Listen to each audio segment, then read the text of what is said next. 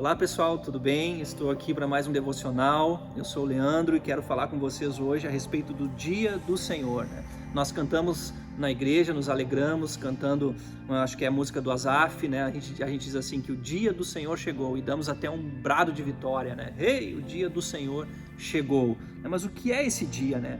O grande dia do Senhor, a palavra de Deus diz assim, o grande dia do Senhor está perto. Ele está perto e se aproxima muito a voz do dia do Senhor. Amargamente clamará ali o homem poderoso. Aquele dia é um dia de indignação, dia de angústia e de ânsia. Palavra de Sofonias 1, 14, 15, Joel 2, 11, 31. Que ideia nós podemos ter sobre o tempo do dia do Senhor? Que ideia nós podemos ter sobre o que será esse tempo? A palavra de Deus diz assim em Isaías 13, de 6 a 10. Uivai, porque o dia do Senhor está perto. Vem do Todo-Poderoso como assolação, porque as estrelas dos céus e os astros não deixarão de brilhar a sua luz. O sol se escurecerá ao nascer e a lua não fará resplandecer a sua luz. Então os astros deixarão de brilhar a sua luz, né? E diz mais, lá em Joel também 2 diz assim, e mostrarei prodígios nos céus e na terra, sangue, fogo e colunas de fumo. O sol se converterá em trevas, a lua em sangue, antes que venha o grande e terrível dia do Senhor. Em Apocalipse 6, de 12 a 13, diz assim a respeito desse dia: e havendo aberto o sexto selo, olhei, e eis que houve um grande tremor de terra, e o céu tornou-se negro, e a lua tornou-se como sangue, e as estrelas dos céus caíram. Isso nos dá um panorama sobre o que é o grande dia do Senhor. E o que nós devemos fazer então? A palavra de Deus diz assim em Apocalipse 6, 7, porque é vindo o dia do Senhor, quem poderá subsistir? Joel 2,11 diz assim, o dia do Senhor é grande e muito terrível, e quem o poderá sofrer, né? Então, diante desses textos, a gente pensa assim, o que devemos fazer? Porque esse dia vai chegar, o dia do Senhor, o dia em que ele virá, o dia em que ele se manifestará a todo olho, onde começarão os sinais, onde começarão as dores e onde a igreja do Senhor já estará com ele arrebatada. Mas fica aqui para nós, então, o que nós devemos fazer. Aqueles que nesse dia, nesse grande dia do Senhor, querem se encontrar aprovados, né? Primeira coisa, os que não estão preparados clamarão aos montes e aos rochedos, caí sobre nós e escondei-nos do rosto daquele que está sentado sobre o trono e nos escondam também da ira do Cordeiro.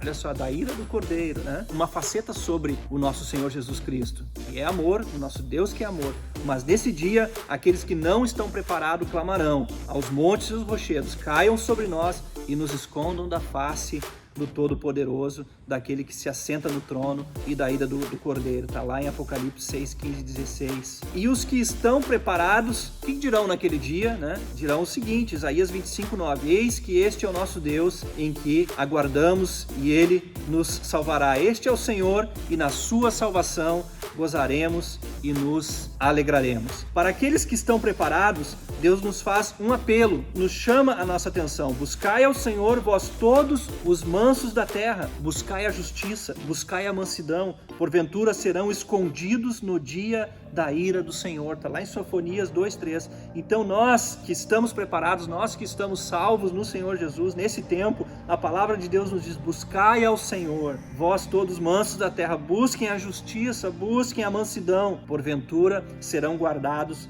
nesse dia do Senhor. E lá em 2 Pedro tem um texto muito importante também que eu quero ler, 2 Pedro 3, de 1 a 14, que diz assim, amados, escrevo-vos agora esta segunda carta, em ambas as quais desperto com exortação o vosso ânimo sincero, para que vos lembreis das palavras que primeiramente foram ditas pelos santos profetas e do nosso mandamento como os apóstolos do Senhor e Salvador, sabendo primeiro isto, que nos últimos dias virão escarnecedores, andando segundo suas próprias cobiças e dizendo, onde está a promessa da sua vinda?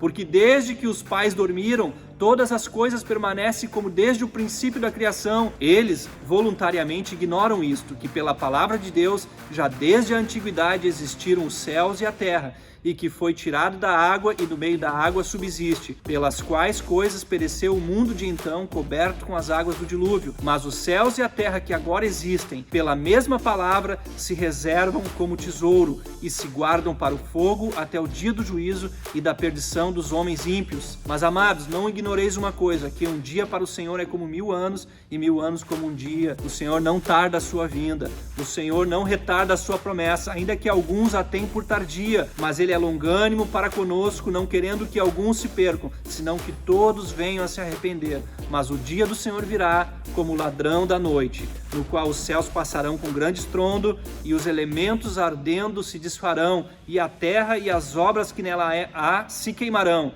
Havendo, pois, de perecer todas essas coisas, que pessoas vos convém ser em santo trato e piedade, aguardando e apressando-vos para a vinda do dia de Deus, em que os céus em fogo se desfarão e os elementos ardendo se fundirão. Mas nós, segundo a sua promessa, aguardamos novos céus e nova terra, em que habita a justiça. Por isso, amados, esse é o apelo, amados, aguardando estas coisas, procurai que delas sejais achados imaculados e irrepreensíveis e em paz.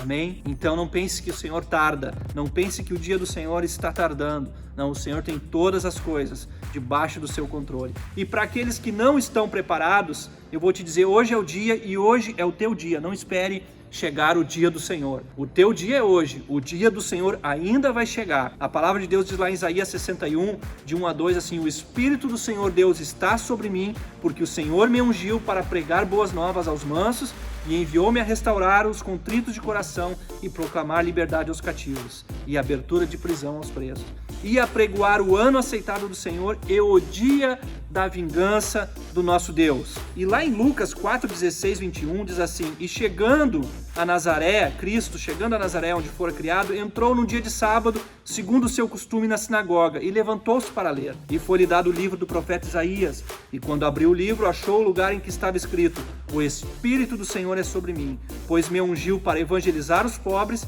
enviou-me a curar os quebrantados de coração, pregar liberdade aos cativos e restauração em vista aos cegos, e pôr em liberdade os oprimidos, e anunciar o ano aceitável do Senhor. E cerrando o livro, tornou a dar ao ministro, assentou-se, e os olhos de todos na sinagoga estavam fitos nele. Então começou a dizer: hoje se cumpriu esta escritura em vossos ouvidos. Então aqui em Lucas 4, Jesus cita a escritura de Isaías 61. Mas vocês notem aqui que Jesus para no ano aceitável do Senhor. Ele cita todo o texto de Isaías 61 e ele diz assim, em Lucas: também para anunciar o ano aceitável do Senhor. E ele não fala sobre o dia da vingança do nosso Deus. Por que Jesus não colocou o dia da vingança do nosso Deus? Porque não se cumpriu isso ainda. Então isso o que diz para nós? Que há um motivo muito claro para Jesus não ter feito a leitura até o fim. Não foi por acaso. Jesus não fez a leitura até o fim e ter dito que se cumpriu apenas aquela parte das Escrituras, dizendo que este é o ano de aceitação do nosso Deus, porque este é o tempo, este é o teu tempo de aceitação da salvação que é oferecida em Cristo. Esse é o teu tempo, esse é o teu dia, é o tempo que se chama hoje, é o dia que se chama hoje. Não esperes chegar o dia do Senhor, porque quando chegar o dia do Senhor, não haverá mais tempo. Então arrependa-se hoje, volte-se dos seus maus caminhos, converta-se ao Senhor. Em nome de Jesus. Amém.